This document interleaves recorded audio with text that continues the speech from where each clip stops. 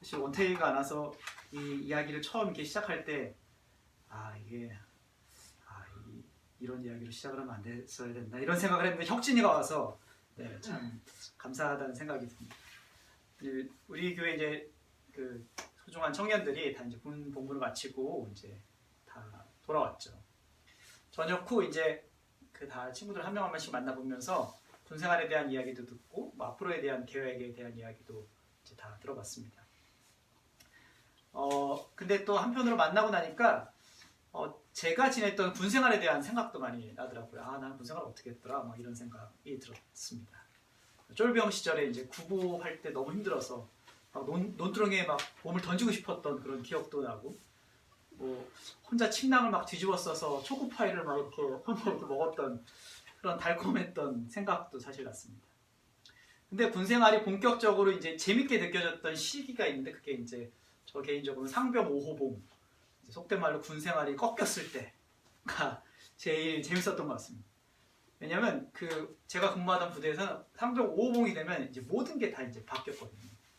그 중에 제일 큰 변화가 책을 읽을 수 있다는 그런 변화였습니다.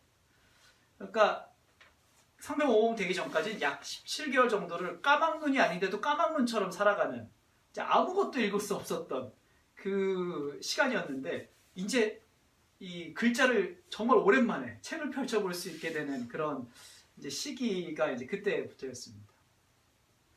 그래서 처음 읽었던 책이 아직도 기억이 나는데 그게 그 당시는 굉장히 센세이션한 기독교 서적 중에 하나였는데 갈대상자라는 책입니다. 한동대 이제 김영길 총장님이 한동대를 어떻게 이렇게 믿음으로 세워나가는 어떤 그런 간증 이런 책입니다. 근데 그 책을 시작으로 참 많은 책을 읽었던 기억이 납니다. 특별히 이제 조정래의 대하소설들을 거기서 이제 다 읽으면서 아리랑, 태백산맥, 한강, 국내문학, 해외문학, 신해항서적 이런 걸 다 넘나들면서 한척히 제 생각에 100권은 넘게 읽었던 것 같습니다. 9개월 시간 동안, 그 시간이 제 인생에서 가장 많은 이제 책을 읽었던 시간입니다. 근데 이런 경험은 아마 저만의 경험은 아닐 것입니다. 대한민국의 남성들에게 다 물어봤을 때 인생에 가장 많이 책을 읽었던 시기가 언제냐라고 물어보면 열의 8 이상은 군대 생활 때 읽었다라고 이제 답변을 합니다. 엄마 뱃속에서부터 책이라고 원수졌던 그 남자들이 군 생활하면서 문학 청년으로 이제 변하게 되는 이제 그런 계기가 되는 것입니다. 요즘은 핸드폰을 사용할 수 있게 돼서 어떨지는 잘 모르겠지만, 책을 보는지는 잘 모르겠지만, 아마도 저는 지금 이제 20대 청년들이, 기성세대들이 과거에 이랬다 저랬다 하는 얘기, 나 때는 말이야 이런 얘기를 지금 하고 있는지도 모르겠습니다. 군생활 중 이제 남자들이 많은 책을 읽는데 그 중에 당연히 사실 성경도 있습니다. 실제로 군대에서 성경을 읽다가 예수님을 알게 되고, 예수님이 궁금해서 예수라는 사람이 어떤 사람이지 궁금해서 교회를 나가 교인이 되는 경우도 꽤 있습니다. 제 친구 중 한 명도 교회를 전혀 다니지 않았고 예수를 전혀 모르고 있다가 성경을 거기서 처음 접하고, 왜냐면 성경책을 주잖아요. 이렇게 조그만한 이제 가슴에 넣을 수 있는 성경을 다 주기 때문에 예수님에 대해서 궁금해서 교회에 나가게 됐다고 합니다. 그래서 교회에 나가서 거기서 말씀을 듣고 예수님이 정말 좋은 분이구나 라고 하면서 예수님 영접하게 됐고 지금도 교회를 다니고 있습니다. 성경만을 읽다가 예수님을 믿기로 결단하는 일, 어떻게 그런 일이 사실 가능할까요? 근데 그건 다른 이유가 때문이 아닙니다. 말씀에 힘이 있기 때문이죠. 말씀이 사람을 변화시키는 능력이 있기 때문입니다. 히브리서 4장 12절 말씀은 이런 말씀이 있죠. 하나님 말씀은 살아있고 활력이 있어 좌우에 날선 검보다도 예리하여 혼과 영과 골수를 찔러 쪼개기까지 하며 또 마음의 생각과 뜻을 판단하나니. 아멘. 하나님의 말씀의 은혜가 오늘도 저와 여러분들 가운데 함께 하기를 바랍니다. 또한 교회에 나오지 못하고 오늘 이렇게 또 영상으로 참여하시는 분들 가운데도 함께 하기를 바랍니다. 지난주는 대면 예배를 시작하고 이제 교회에 대한 말씀을 나눴습니다. 예배를 드릴 수 없었던 지난 상황 속에서 우리가 추구해야 할 교회의 본질에 대한 그런 말씀이었습니다. 앞으로 몇 주간은 특별히 지금 이 코로나 이후에 우리가 좀 예배를 드리는 거기 때문에 이 교회에 대한 말씀을 좀 살펴보고자 합니다. 먼저 오늘은 바른 용어 사용으로부터 이야기를 풀어가 보려고 합니다. 아시는 분은 아시겠지만 제 모교에는 이제 코로나 또 이슈가 돼서 9시 뉴스에 나왔던 더 유명해진 그런 제 모교에는 이제 상계동에 있습니다. 이제 대학원을 마치는 시점까지 제가 오랫동안 전도사 사역도 하고 다녔던 이제 교회입니다. 근데 작년에 이 교회가 성전을 이제 봉헌을 했어요. 성북구처럼 어떤 재개발 때문에 성전을 봉헌한 게 아니고 전략적으로 주변에 아파트 단지가 거기 이제 동네 많이 들어왔고요. 제가 살고 있는 동네 바로 옆 블록도 다 아파트 단지로 바뀔 정도로 거기에 아파트가 많이 들었었습니다. 그러면서 전략적으로 더 공격적으로 이제 전도하고 선교해야겠다라는 목적으로 건축을 단행했습니다. 이제 굉장한 크기의 이제 건물로 졌는데 몇 번 가봤습니다. 근데 이제 그 전에 예배당은 체육 공간으로 리모델링을 했고 새로운 건물은 막 최신 음향 장비와 영상 장비가 있는데 뭔가 굉장히 낯선 그런 기분이 들었습니다. 성전 건축은 우리 평직교회가 소속된 성북지방 내에서도 진행되었습니다. 사실 지금도 진행되고 있습니다. 작년, 재작년 이미 재개발과 맞물려 많은 교회들이 성전을 봉헌했습니다. 이제 어쩔 수 없는 선택들이죠. 뭐 신장이, 성북, 뭐 성천제일 여러 교회들이 성전을 봉헌했습니다. 현재 대부분의 교회는 이제 건축이 다 완료되고 이제 미아중앙교회가 얼마 전 착공하여 성전 건축을 진행하고 있습니다. 혹시 지금 제가 하는 이야기가 약간 의아하게 느껴지는 점이 있으실까요? 아마 눈치채신 분이 근데 없는 것 같네요. 눈치채신 분들이 있을 거라 생각하고 사실 얘기를 했는데 눈치채신 분이 없는 것 같습니다. 제가 지금 건축과 봉헌이란 말 앞에 성전이란 단어를 사용을 했습니다. 예배당을 짓는데 교회라는 용어 대신 성전이란 단어를 사용했습니다. 아마 그게 무슨 문제인가라고 이제 생각하고 계시다면 그만큼 우리는 교회 이꼴 성전이라는 인식에 익숙해져 있다는 그런 방증일 것입니다. 근데 교회는 영어로 처치고 성전은 사실 템플입니다. 근데 한국교회가 교회인 처치라는 용어보다 성전이라는 템플을 더 많이 사용하게 된 것은 그 나름의 이유가 있다고 생각을 합니다. 왜냐하면 교회 중심의 교회를 추구했고 성도들이 또 그만큼 교회에 대한 열심과 사랑이 있었기 때문입니다. 그 기대와 마음을 담아서 교회와 예배당을 조금 더 성스럽고 구별된 공간으로 여기고 싶어서 성전이란 단어를 사용했던 것입니다.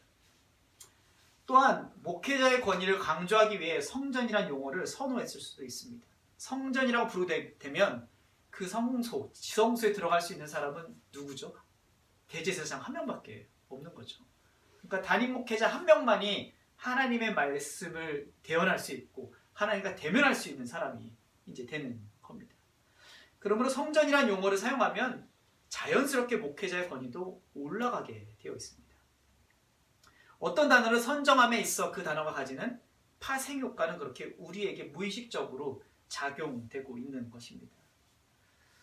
그러나 성전이란 용어는 잘못된 용어의 선택입니다. 지금은 성전을 짓는 시대가 아닙니다. 성전을 짓는 시대는 구약에서 이미 끝났습니다. 우리가 지금 모인 곳은 성전이 아닙니다. 여기는 예배당이죠. 그래서 성전 건축이라는 용어는 엄밀히 얘기하면 잘못된 용어입니다. 예배당 건축이라고 하는 것이 맞는 용어입니다. 그렇다면 성전은 어디에 있나요? 지난주에 이제 사도 바울의 이제 본문을 나눴는데 성전이 어떤 것인지 얘기를 합니다. 너희는 너희 하나님의 성전인 것과 하나님의 성령이 너희 안에 계시는 것을 알지 못하느냐. 하나님이 거하시는 우리 마음이 곧 성전인 것입니다. 성전과 교회는 다릅니다. 아마 이번에 사실 알고 있는 사람이 있음에도 그 용어를 일부러 유지하고 있는 사람들도 있을 수가 있습니다. 왜냐하면 그만큼 구약에서 말하는 어떤 성전의 의미가 특별하고 단 하나밖에 없는 공간, 그 공간이 우리 교회가 되고 싶다 하는 염원이 거기에 담겨져 있기 때문입니다. 성경 속에 성전을 떠올리면 제일 먼저 떠오르는 성전인데 그게 바로 이제 솔로몬 성전일 것입니다. 두로왕 히람이 백향목 목재를 보냈고 목수들도 대거 이제 빌려주면서 크고 아름다운 성전을 이제 생각을 하게 됩니다. 근데 성전을 떠올리기 전에 먼저 생각해야 될 것이 있는데 바로 성막입니다. 성막을 만들어지고 그것을 기초로 성전이 건축되기 때문입니다. 성막은 이스라엘 백성이 출애굽한 뒤 하나님께서 모세에게 지시하여 만든 것으로 히브리서 기자는 그 성막에 대해서 이렇게 이야기합니다. 그들이 섬기는 것은 하늘에 있는 것의 모형과 그림자라.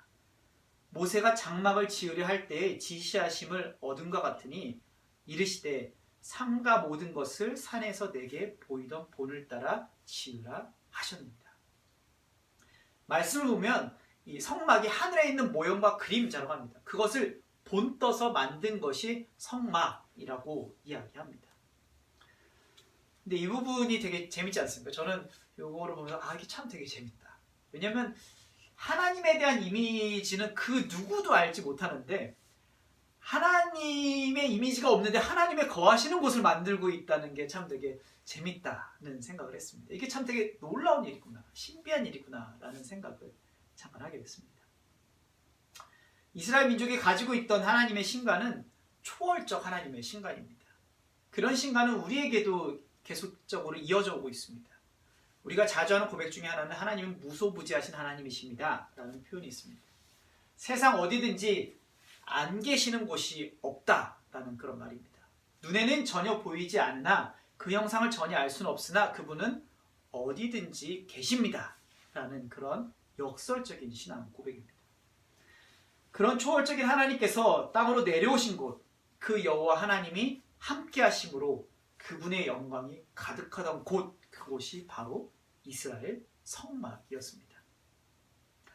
네, 오늘 34절의 말씀을 같이 한번 읽어봤으면 좋겠습니다. 출애굽기 40장 34절의 말씀을 한번 같이 읽어봤으면 좋겠습니다. 구름이 회막에 덮이고 여호와의 영광이 성막에 충만하네. 아멘. 신약 속 하나님의 아들 예수 그리스도가 인간의 몸을 입고 이 땅 위에 내려온 것처럼 구약에서는 하나님께서 하늘에서 성막 땅으로 내려오셨습니다. 왜 예수님이 이 땅 위에 오셨을까요? 왜 하나님께서 하늘이 아닌 작은 그 텐트와도 같은 성막에 내려오셨을까요? 다른 이유 때문이 아닙니다. 그것은 하나님께서 우리와 관계하고 싶어 하시기 때문입니다. 우리를 자녀로 삼으시고 하나님 나라의 백성으로 삼으시기 원하시기 때문입니다. 심지어 우리의 친구가 되어주고 싶으시기 때문입니다. 한때 사역했던 교회 집사님에게 자녀 교육에 대한 이야기를 나눴던 적이 있습니다. 그 집사님이 이렇게 막 얘기를 하면서 저한테 막 이런 얘기를 했었어요. 전사님, 저는 우리 아이들을 위해 기도할 때 공부 잘하게 해주세요. 아니면 우리 아들이 특출나서 좋은 리더십을 발휘하게 해주세요. 그런 기도 하나도 하지 않아요. 제가 기도하는 건 다 하나밖에 없습니다. 만남의 축복을 주세요. 근데 그 얘기가 아직도 저에게는 사실 울림으로 남아 있습니다. 한참 전 나눴던 대화지만 사실 이 얘기가 참 지혜로운 기도구나 라는 생각이 지금도 듭니다. 왜냐하면 우리 인생이 대단히 복잡하고 어려운 것 같지만 어떻게 보면 굉장히 단순하기 때문입니다. 내가 누군가를 만나고 있느냐, 누구랑 관계하고 있느냐가 우리의 인생이 결정되기 때문입니다. 그 집사님의 기도처럼 인생에서 가장 중요한 것이 있다면 그것은 바로 만남입니다. 노사연의 노래처럼 우리 만남은 우연이 아니야. 이런 노래가 갑자기 생각이 납니다. 배우자, 친구, 스승을 통해서 우리의 인생은 만들어져 갑니다. 내가 지금 만나고 있는 사람들이, 깊이 관계하고 있는 사람들이 엉망진창인 사람들이라면, 제대로 된 사람들이 아니라면 사실 나 자신도 제대로 된 인생이 되지 못할 확률이 높습니다.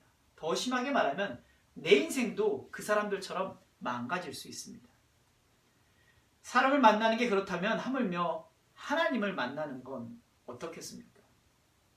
사람은 자기 스스로 변할 수 없는 존재입니다.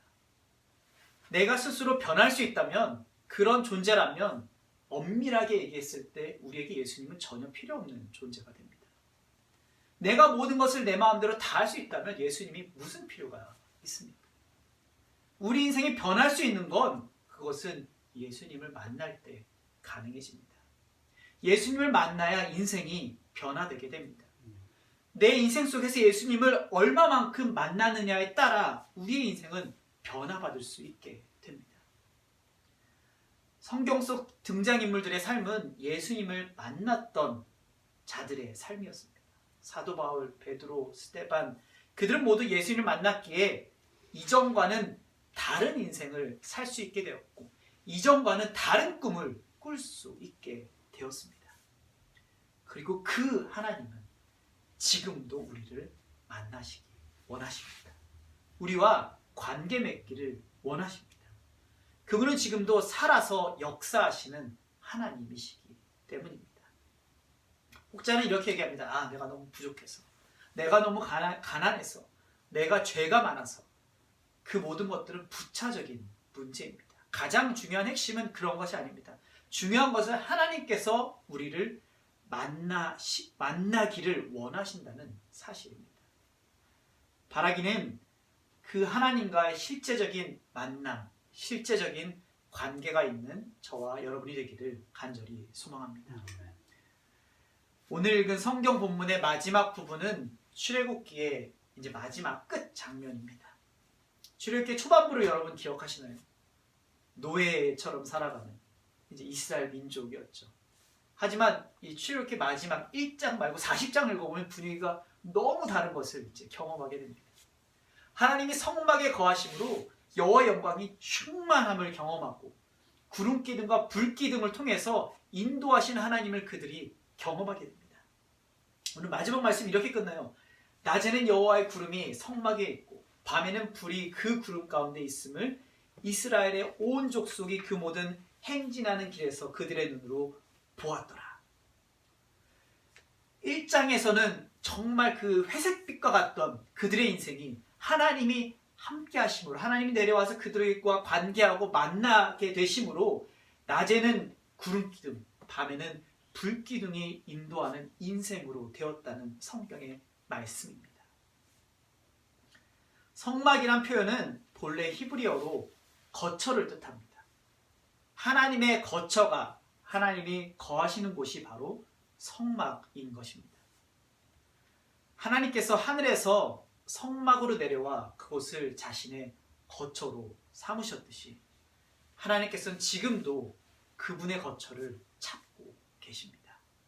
바로 우리의 마음속에. 에베소서 2장 22절은 이렇게 말합니다. 너희도 성령 안에서 하나님이 거하실 처소가 되기 위하여 그리스도 예수 안에서 함께 지어져 가느니라. 이 앞부분만 다시 한번 읽어드리겠습니다. 너희도 성령 안에서 하나님이 거하실 처소가 되기 위하여. 저와 여러분의 마음이 성령 안에서 하나님이 거하실 처소가 되기를 바랍니다. 그 처소에 함께 등불을 밝혔으면 좋겠습니다. 하나님의 말씀과 계명으로 주의 말씀이 우리 발의 등이요 우리 길의 빛이 되시기 때문입니다. 교회가 교회다워지는 것은 이처럼 한 사람 한 사람이 하나님을 마음에 모시고 사는 처소가 될 때 가능해집니다. 하나님을 마음에 모시고 사는 사람은 일상을 감탄하며 일상을 감사하며 살 수 있게 됩니다. 교회가 온전히 세워져 갈 수 있는 것은 화려한 건물 때문이 아닙니다. 다양한 프로그램 때문이 아닙니다. 우리 내면의 깊숙한 곳에 하나님이 찾아와 주시고 우리 안에 그분을 모시고 살아감으로 교회는 교회되어질 수 있는 것입니다. 그 우리의 인생 속에서 여호와 하나님의 영광을 온전히 드러내는 저와 여러분이 되기를 바랍니다. 한 주간도 주님이 거하시는 처소로 거룩하게 살아가시기를 축원합니다. 기도하겠습니다. 하나님 감사합니다. 하나님께서 아들 독생자 예수 그리스도 우리 가운데 보내주시고 우리를 구별하여 거룩한 성전, 성소 삼아주신 은혜에 감사드립니다. 하나님, 우리의 마음을 돌아봅니다. 우리 마음이 하나님이 거하실 합당한 처소인지 돌아봅니다. 항상 우리 마음에 주님을 모시기에 힘쓸 수 있게 해주시고, 주님이 거하심으로 이스라엘 백성이 낮에는 구름 기둥과 밤에는 불 기둥으로 동행하신 하나님을 경험하셨듯이 우리 역시도 삶의 한순간 순간마다 하나님의 인도하심과 보호하심을 경험하며 살아가는 우리 평택교회 모든 교우들이 될 수 있도록 주께서 역사하여 주시옵소서. 감사드리며 예수님의 이름으로 기도드립니다. 아멘.